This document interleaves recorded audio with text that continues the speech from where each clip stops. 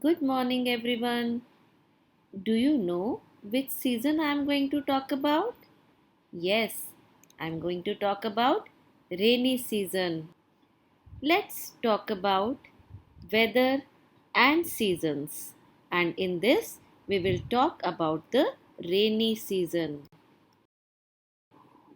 July, August, and September are rainy months. That means in these months there is a lot of rain. In rainy season, it rains a lot. As you can see here,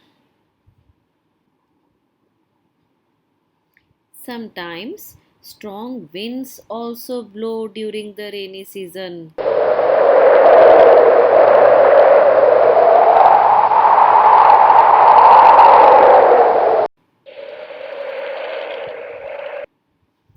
Sometimes, after the rain, when the sun shines in the sky, we can also see a beautiful rainbow in the sky, and it makes the sky look beautiful. And what do you like to eat during rainy season? Yes, we like to eat pakoras and other fried food along with tea, coffee, and milk.